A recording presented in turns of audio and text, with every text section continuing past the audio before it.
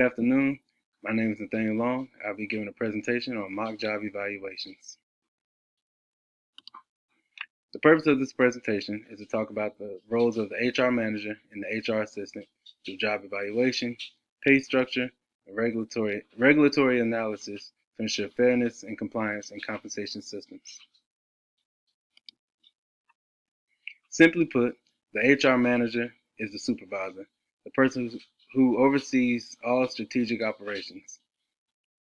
This person requires little to no guidance, or a person who can receive vague instruction and make something out of nothing and be able to rock and roll with it. The HR assistant is the person who assists the HR manager and also the person who accomplishes everyday tasks and duties.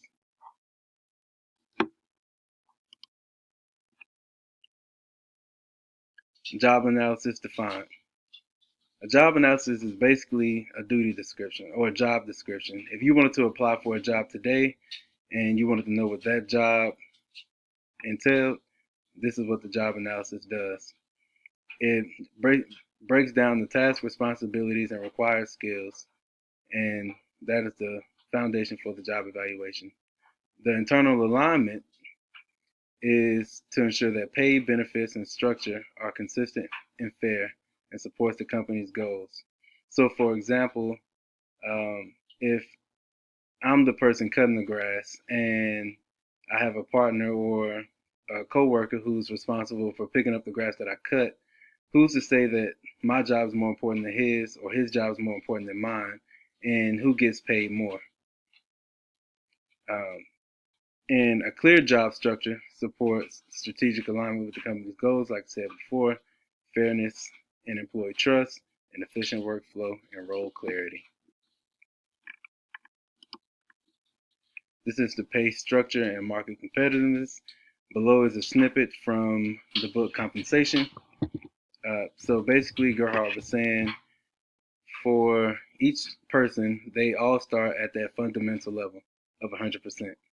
And as you work your way up, gain more knowledge and skills, you'll eventually reach the basic, intermediate, and advanced level. With that, like I said, comes more skills, more pay, more responsibility.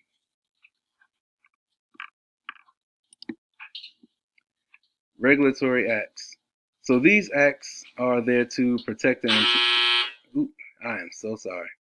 These acts are here to protect the employees and guide HR policy designs.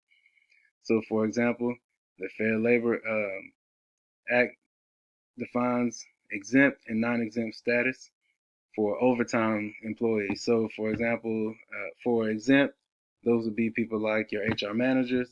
For non-exempt, those would be people like your HR assistants. And as you can see, Equal Pay Act requires regular pay across all genders for similar work. And the FMLA protects job security for qualified medical or family leave.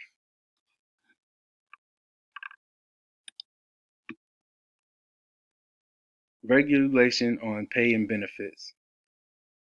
Like I was saying before, HR managers are exempt, not able to get overtime. HR assistants are non-exempt, so they are able to get it. Another thing, benefits design must comply with federal mandates while maintaining cost effectiveness.